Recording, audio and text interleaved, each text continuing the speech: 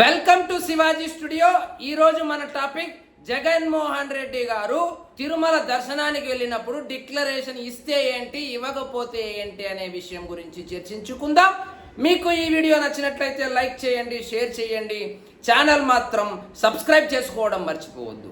ఇక వివరాల్లోకి వెళ్లే ముందు, ఏదైనా ఒక రాజకీయ పార్టీకి సోషల్ మీడియా అనేది చాలా బలమైంది. కానీ వైఎస్ఆర్సీపీ విషయానికి వస్తే వైఎస్ఆర్సీపీ సోషల్ మీడియా ప్రత్యర్థి పార్టీలు జగన్మోహన్ రెడ్డికి చేసే డ్యామేజ్ కన్నా సొంత సోషల్ మీడియానే జగన్మోహన్ రెడ్డికి చేసే డ్యామేజ్ ఎక్కువగా కనపడుతుంది. ఉదాహరణకు ఈ రోజు జగన్మోహన్ రెడ్డి హిందూ అని ఏదో ఒక కాలేజీలో చదివినటువంటి ఒక టీసీ సోషల్ మీడియాలో ప్రత్యక్షమవడము, అందులో ఆయన గోత్రము కంబాల గోత్రమని, మిథున రాశి అని, ఆరుద్ర నక్షత్రం అని, కాబట్టి జగన్మోహన్ రెడ్డి హిందూ అని, రేపు జగన్మోహన్ రెడ్డి తిరుమల తిరుపతి దేవస్థానానికి దర్శనానికి వెళ్తుండడం వలన డిక్లరేషన్ ఇవ్వవలసిన అవసరం లేదని ఒక పోస్ట్ వైరల్ అవుతుంది. ఈ పోస్ట్ వైరల్ చేస్తున్న వాళ్ళు జగన్మోహన్ రెడ్డికి అనుకూలంగా వైరల్ చేస్తున్నారా లేక ఇంకా డ్యామేజ్ చేయాలని వైరల్ చేస్తున్నారా నాకైతే అర్థం కాలేదు. కానీ జగన్మోహన్ రెడ్డి క్యాస్ట్ ఏమిటి, జగన్మోహన్ రెడ్డి ఏ మతానికి చెందిన వాడని ఆంధ్రప్రదేశ్లో మూగవాడిని అడిగినా చెబుతాడు. అలాంటిది ఈరోజు సడన్ గా వచ్చి జగన్మోహన్ రెడ్డి హిందూ అని, ఆయన పుట్టిన తేదీ ఇదని, ఆయన నక్షత్రం ఇదని, ఆయన లగ్నం ఇదని, ఆయన కులం ఇదని, ఆయన మతం ఇదని ఇలాంటి పోస్టులు పెట్టడం వలన ఎప్పుడైనా నిజంగానే నిజమైన న్యూస్ ని స్ప్రెడ్ చేయాలనుకున్నప్పుడు కూడా అది కూడా ఫేక్ న్యూస్ అనుకునే అవకాశం ఉంది.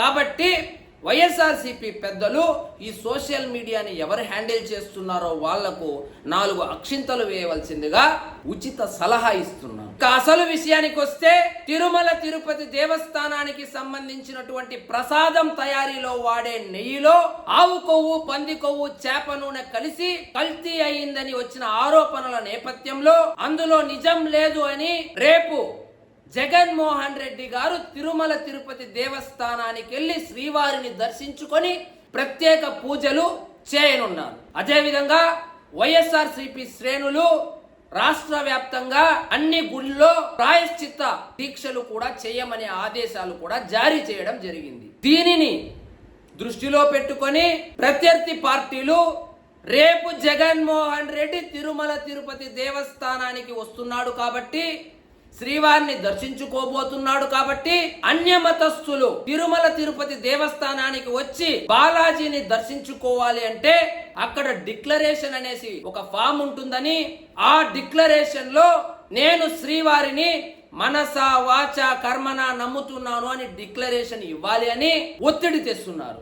మరోవైపు సోషల్ మీడియా వేదికగా 2009లోనే జగన్మోహన్ రెడ్డి గారు డిక్లరేషన్ సమర్పించారని, డిక్లరేషన్ అనేది ఒక్కసారి సమర్పిస్తే సరిపోతుందని, ప్రతిసారి సమర్పించవలసిన అవసరం లేదని మరో వాదన వినబడుతుంది. వీటిని దృష్టిలో పెట్టుకొని రేపు జగన్మోహన్ రెడ్డి గారు డిక్లరేషన్ సమర్పిస్తారా సమర్పించారా అనేటువంటి చర్చ విస్తృతంగా జరుగుతోంది. ఇప్పుడు రాజకీయ కోణంలో ఆలోచిస్తే జగన్మోహన్ రెడ్డి గారు డిక్లరేషన్ ఇస్తే ఏమిటి, ఇవ్వకపోతే ఏమిటి అనే మన స్టైల్లో వివరించే ప్రయత్నం చేస్తాం. తిరుమల తిరుపతి దేవస్థానం ప్రసాదాలకు సంబంధించి వచ్చినటువంటి ఆరోపణల్లో అది నిజంగా నెయ్యి కల్తీ జరిగిందా జరగలేదా పక్కన పెడితే మెజారిటీ హిందువులు కల్తీ జరిగిందనే ప్రగాఢంగా నమ్ముతున్నారు. ఇప్పుడు జగన్మోహన్ రెడ్డి వచ్చి డిక్లరేషన్ ఇచ్చి దర్శనం చేసుకొని ఇక్కడ కల్తీ జరగలేదు అని చెప్పినంత మాత్రాన హిందువులు శాంతిస్తారని, వాళ్ళ మనోభావాలు చల్లబడుతుందని నేనైతే అనుకోవడం లేదు. జగన్మోహన్ రెడ్డి డిక్లరేషన్ ఇచ్చినాను ఇవ్వకపోయినాను పెద్దగా తేడా అయితే కనపడలేదు. కానీ రాజకీయ కోణంలో ఆలోచిస్తే ఒకవేళ డిక్లరేషన్ రేపు సమర్పించి దర్శనానికి వెళ్తే వైఎస్ఆర్సీపీ పార్టీకి సంబంధించినటువంటి నాయకులు ఈ టాపిక్ మీద డిస్కషన్ చేసేటప్పుడు అధికార పార్టీలు చేస్తున్నటువంటి ఆరోపణలు తిప్పికొట్టడానికి ఒక అస్త్రంలాగా పనిచేస్తుందే గాని ఈ డిక్లరేషన్ వల్ల ఏదో అద్భుతాలు జరిగి నెయ్యి కల్తీ జరగలేదని హిందువులు మొత్తం భావిస్తారు అనేది మాత్రం హాస్యాస్పదమే. ఈ డిక్లరేషన్ విషయంలో ఇప్పుడే ఇంత ప్రెజర్ పెడుతున్నారు కానీ బేసిక్ గా దాన్ని ఎప్పుడు పట్టించుకున్న దాఖలాలే లేదు. వైఎస్ జగన్మోహన్ రెడ్డి గారి తండ్రి గారైనటువంటి రాజశేఖర్ రెడ్డి గారు ఎన్నో సార్లు తిరుమలకి వెళ్లారు. అప్పుడు ఎవ్వరికి ఈ డిక్లరేషన్ గురించి గుర్తు రాలేదు. జగన్మోహన్ రెడ్డి గారు అధికారంలో ఉన్నప్పుడు కూడా చాలా సార్లు టీటీడీకి వెళ్లి తిరుమల తిరుపతి దేవస్థానానికి వెళ్లి శ్రీవారిని దర్శించుకున్నారు.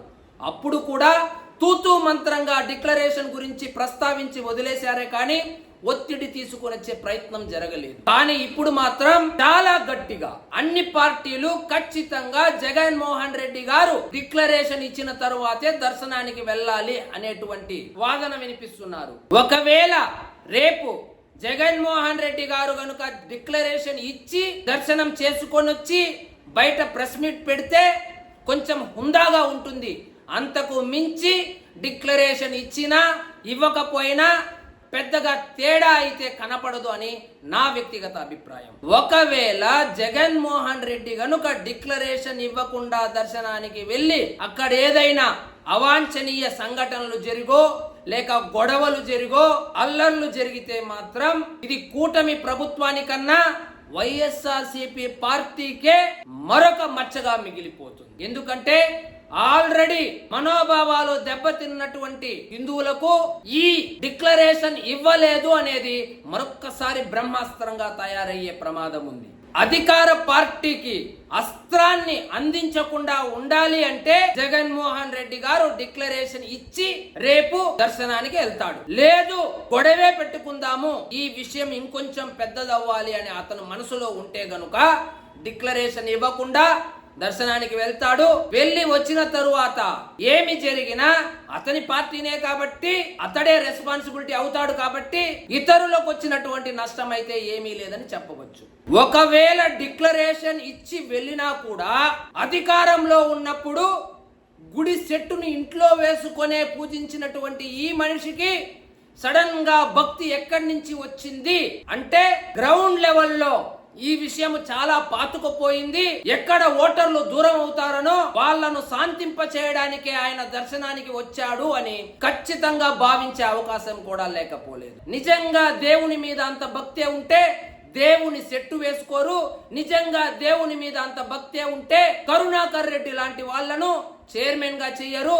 నిజంగా దేవుని మీద అంత భక్తి ఉంటే రామతీర్థంలో జరిగినటువంటి ఇన్సిడెంట్ కు నిందితులకు ఎప్పుడో శిక్ష పడేది.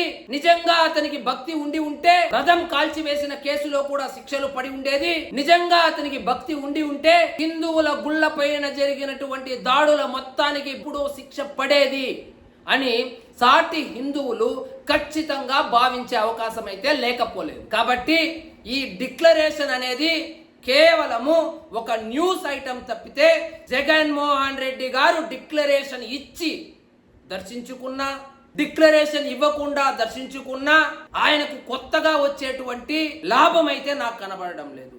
ఆల్రెడీ వైఎస్ఆర్సీపీకి కానీ అతనికి పర్సనల్ గా కానీ జరగవలసిన డ్యామేజ్ కన్నా ఎక్కువే జరిగిపోయింది.